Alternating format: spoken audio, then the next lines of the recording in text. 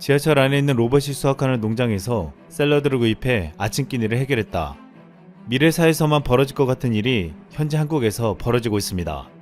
서울 지하철은 역내에서 햇빛 없이 농작물을 재배하는 메트로팜이라 불리는 5개의 스마트팜을 운영하고 있습니다. 스마트팜은 미국 등 선진국에서 먼저 개발되어 왔으나 지하철 역내에서 스마트팜을 운영하는 건 한국이 세계 최초입니다. 스마트팜은 첨단 정보통신 기술을 통해 식물이 자라는 데 필요한 환경 요소인 빛, 온도, 습도, 이산화탄소 농도, 양분 등을 제공하는 밀폐형 재배 시스템입니다. 토양 대신 영양분이 첨가된 물에서 수경 재배 방식으로 키우고 햇빛 대신 LED 빛을 쬐어줍니다. 여기에 직원이 컴퓨터에 온도, 습도, pH 등 재배 조건을 입력해 식품 품종에 맞는 환경 조건인 섭씨 영상 20에서 24도의 온도, 65에서 75%의 습도를 유지해줍니다. 무엇보다 스마트팜은 환경의 영향에서 벗어날 수 있다는 큰 장점이 있습니다.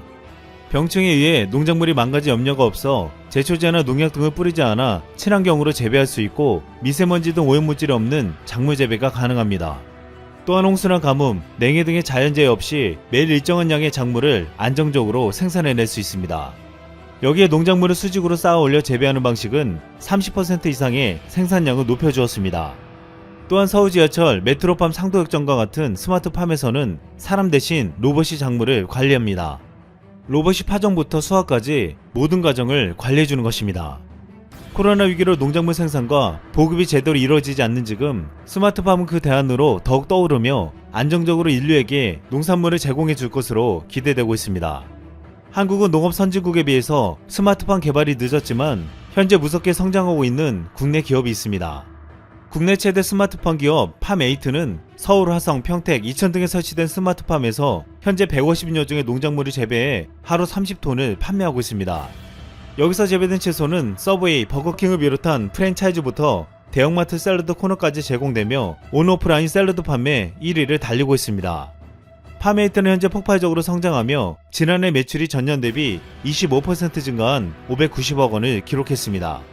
팜8는 스마트팜 기술에선 아시아 3대 농업기술 기업으로 평가받고 있고 경기 평택 본사 수직 실내 농장은 세계 10대 스마트팜이라는 평가를 받고 있습니다. 팜8는 2008년 일본에서 가장 유명한 식물농장 기업인 미라이에게 기술 전수를 요청해 간신히 설비를 구입했는데 10년 후 한국형 스마트팜을 일본에 20개나 역수출하는 간격을 누리기도 했습니다. 지난해 팜8는 연평균 기온 영하 20도의 혹한에서 남극 연구를 이어가고 있는 세종기지에 새로운 식물 공장을 보냈습니다. 과거 이곳의 18명의 대원은 신선한 채소는 여름에만 실내에서 비행기로 공수받아 먹을 수 있었습니다.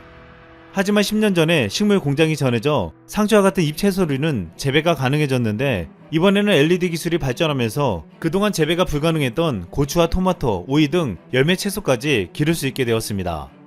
앞으로 영화 마션에서 맷 데이먼이 화성에서 감자를 재배해 먹는 것처럼 남극에서도 식물 공장을 이용해 수박을 재배해서 먹을 수 있는 모습을 보게 될 전망입니다. 현재 우리 스마트팜은 러시아, 카자흐스탄, 사우디 등에 수출되고 있는데 정부는 앞으로 남극에서의 과채류 재배 기술을 검증한 뒤 극지나 중동 지역에 더 많이 수출한다는 계획입니다. 한국은 농업 선진국들에 비해서 스마트팜의 시작이 늦었지만 가장 빨리 따라잡을 거라고 말하고 있습니다. 이 같은 주장에는 한국의 기술 개발의 빠른 속도와 놀라운 응용력에도 있었지만 한국은 전 세계 최초로 온실을 만든 나라이기 때문이라고 했습니다. 세계 최초의 온실은 1613년에 독일의 하이데베르크 온실로 알려져 있습니다. 하지만 이보다 170년 전인 1450년쯤에 우리나라에서 세계 최초의 온실이 만들어졌습니다. 세종시대 의관이었던 전순이는 상가 유록이라는 생활과학서를 전수를 했는데 여기엔 겨울에 채소를 키우는 데 필요한 온실 건축법이 기록되어 있습니다. 당시의 온실은 온돌과 태양광을 이용하고 채소를 키우는 영농기술을 접목한 창의적인 인공 온실이었습니다. 많은 이들이 모르지만 우리 선조가 인류 최초로 겨울에도 식물을 재배하는 방법을 고안해낸 것입니다. 이제 이 같은 지혜를 이어받은 한국은 한국형 스마트팜 패키지로 식량 문제를 해결하고 전세계로 수출해 미래 사업에서 우뚝 서기를 기대하고 있습니다. 또한 새로운 미래 도시를 만들어가는데 한국이 앞서고자 하는 것이 플라잉카입니다. 하늘을 나는 자동차는 어릴 때 공상과학 영화에서나 볼 법한 장면이었지만 이제 수년 뒤에 이런 광경을 현실에서 쉽게 볼 수 있게 될 전망입니다. 한국은 2025년에 플라잉카를 상용화하겠다는 계획을 가지고 개발에 박차를 가하고 있습니다. 최근 현대차는 세계 최초로 도심항공 모빌리티 핵심 인프라인 플라잉카 공항 에어원 건설에 착수했습니다. 에어원은 기존 헬기장의 60%의 크기로 영국 코번트리에 지어져 오는 11월 완공을 목표로 하고 있습니다. 에어원이 들어서는 코번트리는 영국 심장부에 위치해 4시간 내로 영국 전 지역을 이동할 수 있습니다. 향후 현대차는 에어원을 토대로 전 세계 200개의 플라잉카 인프라를 구축할 계획입니다. 도시망공 모빌리티 시장은 향후 20년간 폭발적인 성장을 거듭해 최대 1790조 원의 규모로 성장할 것으로 보고 있습니다. 국내에서는 최근 SK텔레콤이 한국공항공사, 하나시스템, 한국교통연구원과 도시망공 모빌리티 사업화를 위한 업무 협약을 체결했습니다.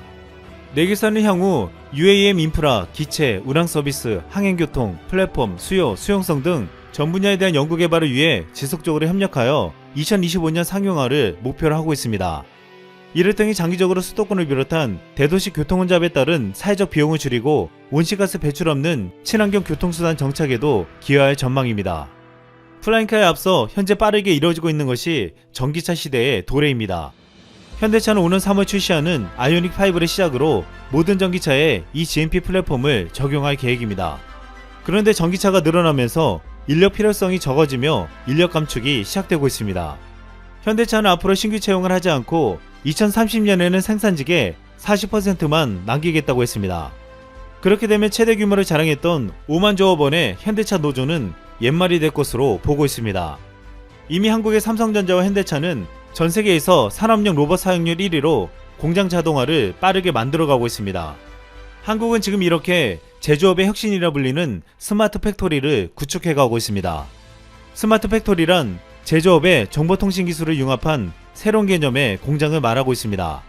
빅데이터, 사물인터넷, 3D 프린팅, 로봇 등 첨단 기술을 접목해 제조 시스템을 운영하는 것인데 이것은 우리나라 주력 산업이 제조업 성장에 한계를 극복해내겠다는 무기로 불려지고 있습니다.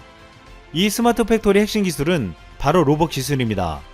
그동안 로봇은 거대하고 위험해서 공간을 효율적으로 쓰지 못했지만 최근에는 협동 로봇이 만들어지며 효율성이 높아지고 있습니다.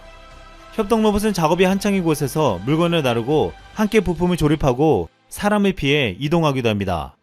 작업 동료가 로봇으로 대체되며 로봇의 크기도 사람과 비슷해 공간 활용도가 높아진 것입니다.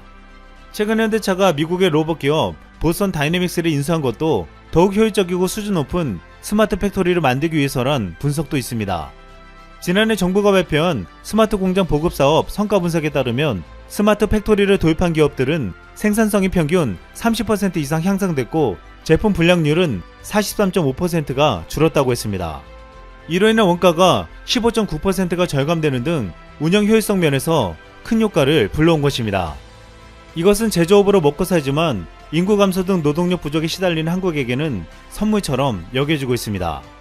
대한민국은 건물에서 키우는 식물, 하늘을 나는 자동차, 로봇이 만드는 공장 등 전 세계에서 가장 빠르게 미래 사회를 준비하고 있습니다. 이상 쓸멍이었습니다.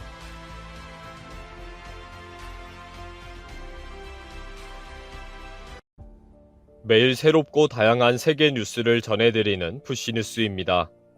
첫 번째 뉴스는 일본에서 말도 안 되는 사과 서리 범죄가 발생했다는 소식입니다. 일본의 사과 농장에서는 수확을 앞둔 시나노 골드라는 이름의 사과 약 6,000개가 나무에서 없어진 황당한 모습을 확인하고 경찰에 신고했습니다. 이번에 사라진 사과 약 6,000개의 시가는 약 120만엔, 1,200만 원으로 보고 있습니다. 경찰은 10월 29일부터 2일까지 약 79그루의 나무에서 사과를 훔쳐갔을 것으로 보고 있습니다. 범행 현장에서는 수확한 사과를 담는 통을 뒤집어 발판으로 사용한 흔적과 소형 트럭이 다닌 듯한 자국도 있었습니다. 또 몇 그루의 나무는 가지가 부러지거나 많이 훼손된 상태였습니다. 이 모습을 본 주인은 나무에서 새로운 가지가 자라는 시간은 4-5년 걸리는데 그때까지 다친 나무를 제외하면 다음 해 수확량이 줄어든다 라고 말하며 슬퍼했습니다. 이번에 수확을 앞둔 사과는 선물용으로 사용할 정도로 상품의 색깔이나 형태가 아주 좋았다고 했습니다. 그리고 경찰은 이미 일본 다른 현에서도 귤, 복숭아 등이 대량으로 도난당하는 상황이 많이 발생하고 있다고 했습니다. 경찰에서는 농장 근처 낯선 차가 있는지 확인하고 수확 후에 보관 장소에 열쇠를 거는 것을 당부했습니다.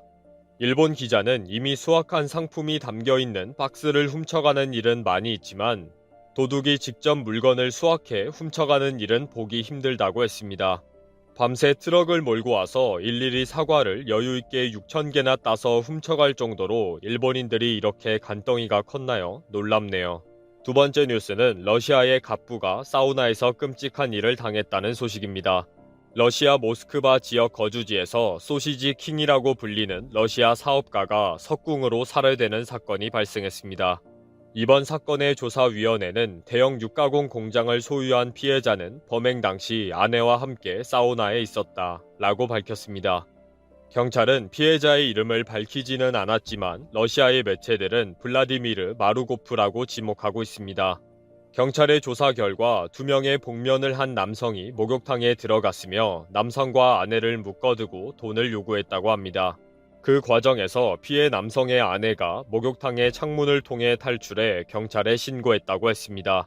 경찰이 도착했을 당시 피해자는 현장에서 숨져 있는 것을 발견했고 남성의 옆에 석궁이 놓여 있었다고 합니다. 경찰이 도착해 차를 타고 도주하는 범인을 발견해 추적 끝에 용의자를 잡을 수 있었다고 합니다. 아직 용의자들이 단순 금품과 현금을 원해서 사건을 벌인 것인지 아니면 누구의 사주와 원한으로 인한 사건인지 조사 중이라고 밝혔습니다. 하지만 러시아의 몇몇 언론사는 이번 피해자인 마루고프는 지난해부터 이혼한 지 거의 5년 만에 전처인 시인 타티아나 마루고프와 재산권 분쟁을 진행하고 있었다는 이야기를 전하기도 했습니다. 아직 경찰은 이런 기사와 관련해 아무 입장은 없으며 계속해서 수사에 착수하고 있다고 말했습니다. 전처의 청부 사이라고 의심할 정도라고 하니 그저 놀라울 따름입니다. 석궁이 전처의 지시인지는 몰라도 무섭다는 생각이 듭니다. 세 번째 뉴스는 네덜란드에서 한 조각품이 지하철의 대형 사고를 막는 일을 했다는 소식입니다. 지하철 노선을 운행하고 있는 회사는 월요일 새벽 로테르담 남쪽 가장자리에 있는 슈피케닛의 마을의 역 끝에서 정차장 벽을 뚫고 추락했을 때 기관사가 다치지 않았으며 열차에는 승객이 없었다고 말했습니다. 지하철이 벽을 뚫고 지나갔지만 다행히 전철은 30피트 아래 땅으로 추락하는 대신 한 예술가의 손에 만들어진 거대한 고래 조각에 붙잡혀 큰 피해를 면할 수 있었습니다. 아직까지 경찰 조사에서 지하철이 왜 멈추지 않았는지는 분명치 않다고 했고 일부 탈선의 이유는 아직 조사 중이며 열차에는 기관사뿐이었다고 하고 그는 경찰의 조사를 받고 이미 귀가했다고 밝혔습니다. 사고 현장에는 바람이 강하게 불어 사고 수습이 늦어졌으며 현장의 안정화를 위해 50여 명의 인력이 투입되었다고 했습니다. 현장이 안전하다고 확신이 생기면 크레인을 동원해 고래 위에 있는 열차를 들어올릴 것이라고 합니다. 이 사건으로 다시 관심을 받게 된 건축가 미아텐 슈트 루이즈는 방송사를 통해 자신의 조각품이 운전자의 생명을 구했다는 소식을 들었습니다. 그는 인터뷰를 통해서 그 조각품이 운전자의 생명을 구해서 너무 기쁘다. 그리고 조각품이 너무 튼튼해서 놀랍다. 라고 말했습니다. 마지막 뉴스는 터키에서 지진이 일어난 이즈미르에서 3살 여자아이 엘리프가 지진 발생 65시간 만에 구조되었다는 소식입니다. 아이를 구조할 당시 생존자를 찾기 위해 쉬지도 못하고 계속 일하던 구조대원들은 안전하게 호일 담요에 쌓여 먼지로 뒤덮인 엘리프가 잔해를 뚫고 구급차로 옮겨지자 큰 박수를 보내며 기뻐했습니다. 아이를 아파트 잔해에서 구조한 소방관 무하머 셀릭은 아이가 안전한 지역으로 이송될 때까지 그 아이와 손을 꼭 잡고 있었다고 했습니다. 아이를 발견하고 구조한 셀릭은 인터뷰에서 나는 아이가 침대와 옷장 사이의 공간에 있을지도 모른다고 생각했고 그 방향으로 갔더니 바로 그 공간에 아이가 누워있는 것을 발견했다. 나는 아이의 얼굴에 있는 먼지를 닦아주었고 아이는 내 손가락을 잡고 앰뷸런스에 도착할 때까지 놓아주지 않았다. 라고 웃으면서 말했습니다. 아이는 병원으로 옮겨져 중환자실에서 치료를 받고 있으며 아이에게 심각한 골절이나 근육이 다치는 등 큰 부상은 당하지 않았다고 밝혔습니다. 아이가 구출되는 영상이 터키에 퍼지면서 많은 사람들이 환호했으며 기뻐했다고 했습니다. 지진으로 고통스러워하던 터키 국민들에게 잠시라도 희망과 기쁨을 줄 수 있었네요. 오늘 영상은 여기까지입니다. 구독과 좋아요 부탁드립니다. 감사합니다.